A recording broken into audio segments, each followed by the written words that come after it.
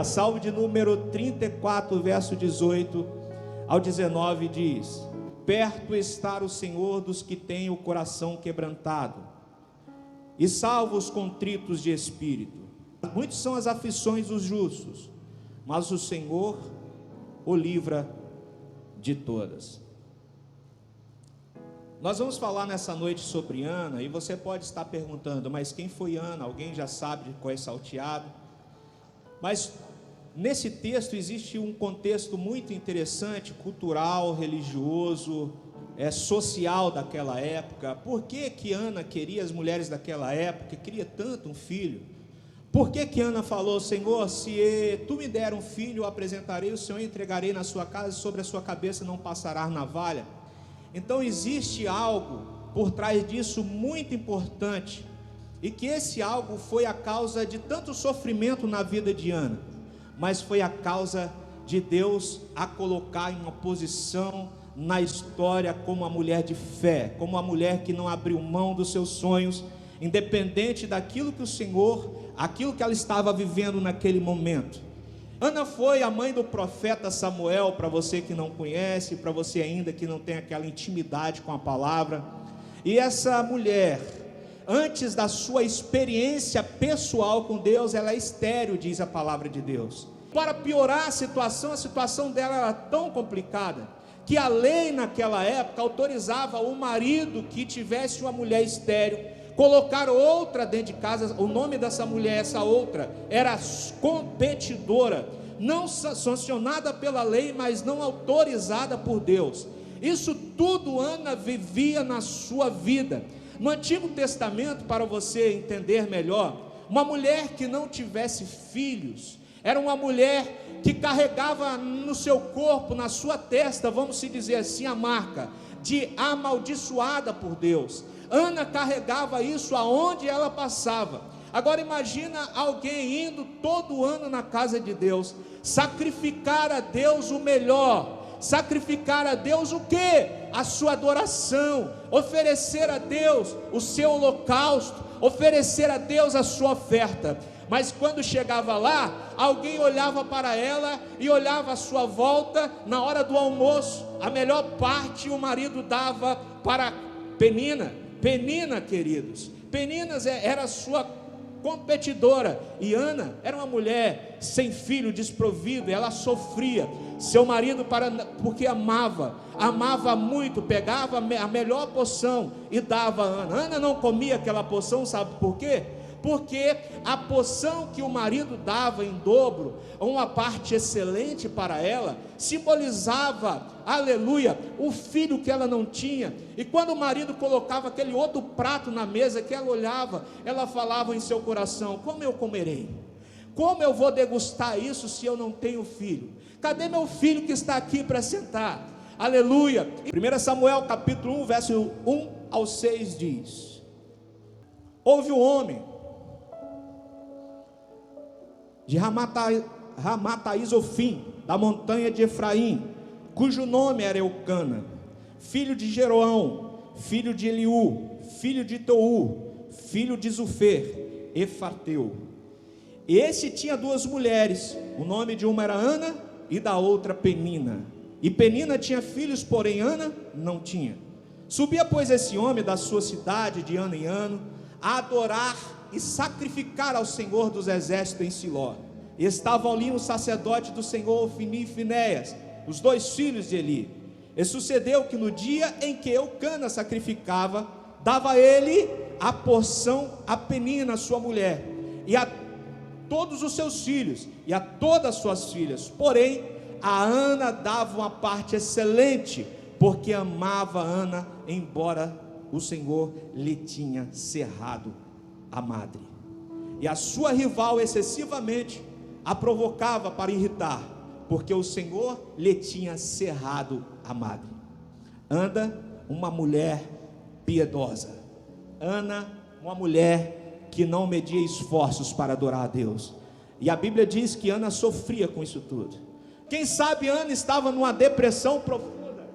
Ana, eu observo que ela reclamava. Talvez ela falava: Senhor, até quando isso? Senhor, por que tu estou vivendo isso? Porque, Senhor, tu não muda a minha história. Eu ofereço a oferta de sacrifício ao Senhor. Eu vou todo ano em Siló levar a oferta, subo lá com meu esposo, mas eu não suporto isso, Senhor. Até quando? Mas a Bíblia relata então que Ana obteve uma oportunidade de ter a sua vida transformada pelo poder da fé. Uma certa feita, a Bíblia diz que Ana estava indo a Siló com seu marido, a sua competidora, os filhos da sua competidora, subindo a oferecer sacrifício ao Senhor. E ela, ao sentar na mesa para se alimentar, o marido fazendo aquela liturgia, aquela ação cultural que ele tinha de pegar a melhor porção e dar para ela, mesmo sem ter filho. Ela ficava ansiosa para comer, mas de repente olhava para aquele prato do lado e aí perguntava para si mesmo: cadê o meu filho? Eu não tenho. E isso fazia com que ela perdesse a fome, ela se angustiasse muito. A Bíblia então relata que o marido dela, tentando a consolar, disse o seguinte: olha, não sou eu melhor do que 10 filhos? Por que você não come? Por que vai mal o seu coração? Levanta, come, se alimenta. Ela então, por obediência, pegou, se alimentou, levantou daquela mesa e partiu para o lado do templo. Ao chegar próximo ao templo, estava lá, sentado em uma coluna, pelos olhos da fé. Quando eu leio essa história, eu acho muito linda. Está lá um homem de Deus chamado Eli, encostado na sua cadeira, e ele vê aquela mulher ao longe, balançando os lábios, resmungando sozinha, mas em seu coração ela falava com Deus. Era o dia da mudança na vida dela, era o dia D dela com Deus. Há momentos na vida da gente que nós precisamos nos retirar do meio de tudo e de todos, para falar com Deus, ter um momento com Deus. E Ana fez isso e foi a melhor coisa da vida dela. A Bíblia diz então que ela foi chegando próximo àquele homem, e aquele homem de Deus olhou para os lábios dela e viu aquela mulher falando, murmurando, sussurrando com Deus, os seus lábios batendo. Ele olha para ela e diz: mulher, até quando você vai ficar no seu vinho? Até quando você vai ficar nessa bebedeira, tipo embriagada, nessa embriaguez? Por que você está desse jeito? E ela então responde com muita confiança e altivez ao homem de Deus, dizendo: olha, homem de Deus, eu sou uma mulher antes, não sou filha de Belial, mas eu sou uma mulher antes angustiada, tribulada, muito abatida, humilhada. Imagino eu que Ana colocou todos os adjetivos para o seu sofrimento para aquele homem, e aquele homem se compadecendo de íntima compaixão. Oh, meu querido, se Deus te chamou para o ministério, nós temos que ter essa autoridade de Deus, nós temos que profetizar na vida das pessoas. E eu profetizo como Eli profetizou na vida de Ana: que seja feito o desejo do seu coração, se for segundo a vontade de Deus. Deus tem para fazer na sua vida. Aleluia. E Ana teve a sua oração atendida. E a Bíblia diz, no capítulo 1, do versículo 19 ao 20: e levantaram-se de madrugada e adoraram perante o Senhor, e voltaram e vieram à sua casa em Ramá. E Eucana conheceu a Ana, sua mulher, e o Senhor se lembrou deles. E sucedeu que passou algum tempo, Ana concebeu e teve um filho, e chamou o seu nome de Samuel.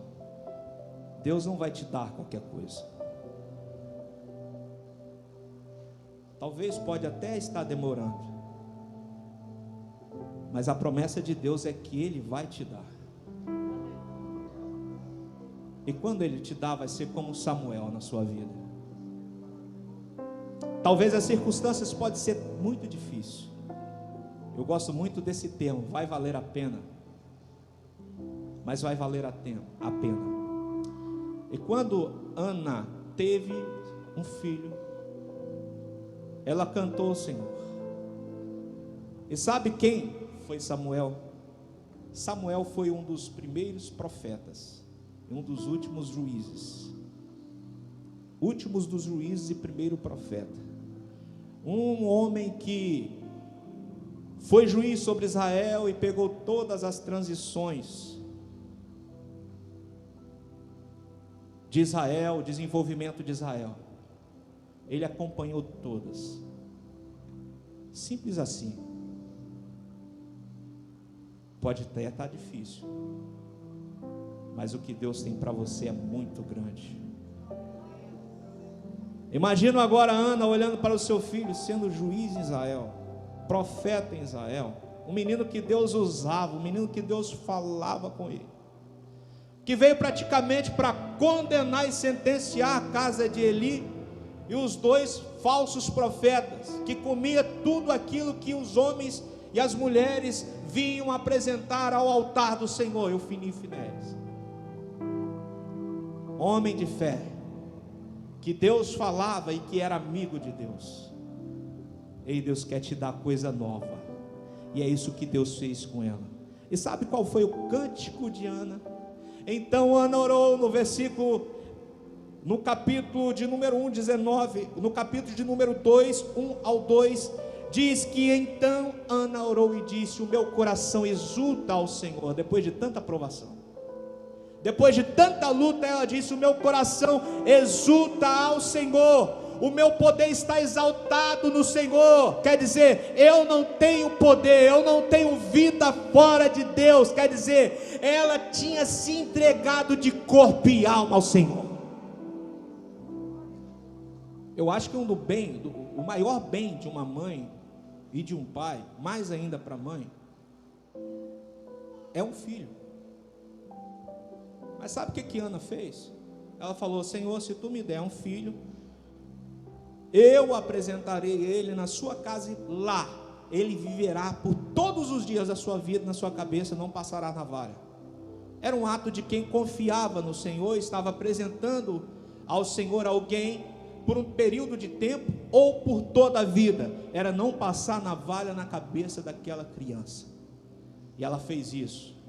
Uma certa feita, então, o seu marido Eucana, subindo a Siló para oferecer o sacrifício ao Senhor, e convidando a ela para subir e oferecer, ela disse: não posso, porque eu estou ainda amamentando meu filho. Mas faz o seguinte: a próxima vez eu vou, deixa o menino terminar de amamentar, eu vou e deixarei ele lá. Ele falou assim: então tudo bem, faça conforme o seu coração.